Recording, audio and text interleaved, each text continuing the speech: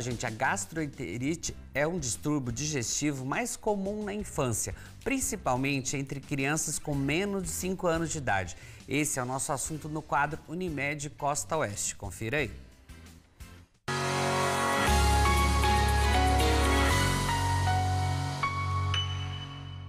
E nessa tarde, no nosso quadro de saúde, patrocinado pela Unimed Costa Oeste, nós vamos conversar com a pediatra, a doutora Ana Paula, que vai explicar pra gente sobre gastroenterite em bebês e em crianças também, que os pais ficam com dúvida, com receio, como que deve ser, as causas, o tratamento. Então ela vai explicar pra gente nessa tarde. Tudo bem? Boa tarde. Tudo bem, boa tarde. Bom, a gastroenterite, na verdade, que a gente chama de GECA, né, gastroenterite aguda, nada mais é do que a caracterização de uma diarreia, né, persistente. Tá? Então, mais de 3 evacuações amolecidas num período ali autolimitado, né, de no máximo 14 dias. Tá? Então, seriam as fezes mais amolecidas que o normal. Uma vez não chega a caracterizar, né? Mais que 3 vezes, daí a gente já diz que é uma diarreia aguda ou a gastroenterite. E doutora, geralmente quais são as causas então dela? Então, a gente até tem um costume de generalizar ali, né, o termo popular de virose, né, caracterizando a gastroenterite como virose. Mas a gastroenterite, ela pode ser causada por um vírus, né? A grande maioria das gastroenterites, das diarreias, é por vírus, mas pode ser causada também por bactéria, protozoários. Então, assim, não é totalmente correto a gente falar virose para qualquer gastroenterite, para qualquer diarreia, porque é uma influenza, pode ser, né? Uma virose, uma bronquiolite, pode ser uma virose, enfim. Então, seria a maioria por vírus, mas pode ser bactérias e protozoários. E por isso que é tão importante o diagnóstico correto, né, doutora? Até para saber o que causou isso, né? Com certeza.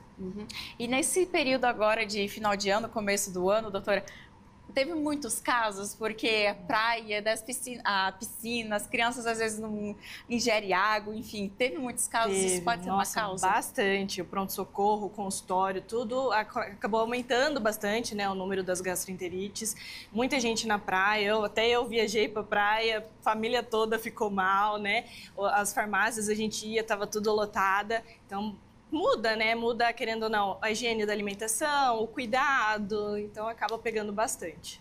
E como que é esse diagnóstico? Quando começou com esses sintomas, geralmente como que funciona? Então, normalmente começou com sintomas, já daria para os pais começarem em casa fazendo um tratamento ali, que é a hidratação, que é muito importante, né? Observar se a criança vai ter pior ou não, porque pode ter algum sintoma associado, né? Então, pode ter vômito, pode ter uma febre, né? Uma febre baixa, normalmente, pode ter a náusea em si, pode ter uma inapetência. Então, assim, o pai tem que ir observando. Começando os sintomas, hidratação é a primeira coisa a fazer.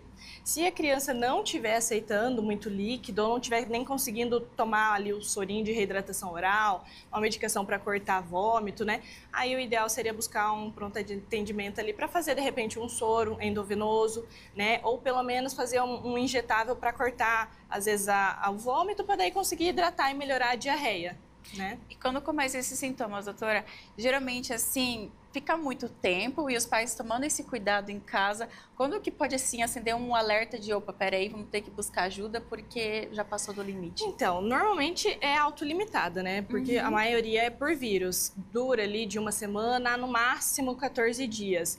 Mas se observar os sinais de alerta, então de desidratação, né? Às vezes o turgor da pele parece aquela pele que perde a elasticidade, você puxa e ela fica, não tem essa, né? Ou a frequência cardíaca da criança está acelerada, os olhos mais fundos, não tem mais tanta lágrima, né? Que são sinais de desidratação. Então, daí teria que estar procurando. Ou realmente que a criança não está conseguindo tomar o repositor de flora, né? Um probiótico ali para ajudar na parte da diarreia, que daí acaba perdendo muito eletrólito. Daí, nesses casos, não está conseguindo tomar via oral, não está fazendo tratamento em casa, ou está fazendo tratamento em casa, mas não está melhorando ou está piorando, aí é bom realmente procurar um atendimento. E é um desafio também para os pais, né, doutora? Porque às vezes as crianças já ficam mais enjoadas, mais debilitadas, e aí às vezes não querem, ficam fazendo um pouco de manha também, então uma mistura de tudo. Então por isso que às vezes é tão indicado já procurar ajuda para saber certinho, né? É, com certeza. Pelo menos para ver, né, se os sinais vitais estão normais, até ver esses sinais de alerta, se a criança tem ou não, né? Porque às vezes o pai muitas vezes não sabe avaliar se tem esse sinal ou não. Então, assim, na dúvida, dúvida, né? É melhor não deixar a criança piorar muito, porque às vezes se piora muito, o que acontece? A gente não consegue às vezes nem pegar a veia da criança se ela está tão desidratada para fazer essa reposição, né, de eletrólitos, fazer o soro. Então, assim, na dúvida é melhor levar, né? E em alguns casos pode ocorrer, então, internação, doutora? Em alguns casos, sim. Porque daí a criança não aceita. Às vezes, assim, faz ali uma hidratação no pronto atendimento, vai para casa, mas chega em casa, volta a piorar, não consegue aceitar ali o sorinho ou as medicações, daí tem que ficar pelo menos uns 2, 3 dias ali tomando remédio na veia, que daí já melhora. Então, alguns casos precisa sim. Raros casos, mas alguns precisam. E geralmente, nesses casos, quando a gente está falando da gastroenterite, é somente a diarreia ou o vômito também pode vir junto? Pode acontecer. Pode acontecer o vômito, como sintoma associado. Então, o vômito, a febre, a dor abdominal, né, e a diarreia. A diarreia é o principal, mas pode ter os outros sintomas relacionados. Também. E às vezes pode até confundir os pais, né, doutora? Porque às vezes vem um pouquinho de febre, aí acha que é alguma inflamação, alguma coisa, daí dá um pouquinho de diarreia, um pouquinho de vômito. Causa também uma dúvida ali, Causa. Né? Porque assim, muitas doenças dão esses sintomas que às vezes é inespecífico, né? Até o vírus do Covid pode dar vômito, diarreia. Então, assim, tem várias doenças que também podem cursar com isso. Mas a diarreia da gastroenterite que é mais importante, aquela diarreia bem aquosa normalmente, né? Se for, às vezes, por uma bactéria, daí pode ter um pouco mais de muco nas fezes, pode ter um pouco de sangue, né? Então, tem esses sinais também que a gente consegue tá diferenciando um pouco. Mas, assim, para saber se é realmente um vírus ou bactéria, aí teria que fazer uma cultura ali das fezes, né? Coletar as fezes. E sobre a maneira de prevenir? Sei como a gente falou no caso de praia e piscina, é um pouquinho difícil, né, doutora? Difícil. Mas como que você passa, assim, as dicas para os pais tentarem dar uma prevenção? Então, igual eu disse, né, a alimentação, higienizar ali frutas, saladas, né, tentar não comer nada fora de casa que seja muito in natura, tentar comer mais coisas cozidas, que daí você ferve ali, acaba, se tiver alguma coisa, já elimina, né, as frituras ali na praia é difícil, então um pouco pode dar, o próprio mar, né, muito sujo, então pode dar, mas seria mais esses cuidados, higienização da mão, então aqui, né, por exemplo, criança, bebê, quem for segurar, passar um alquinho na mão, lavar ali tudo certinho, que seriam formas, e rede de esgoto, saneamento básico, tudo isso é bem importante. E existe vacinação, doutora, para gastroenterite? Existe daí pro vírus, né?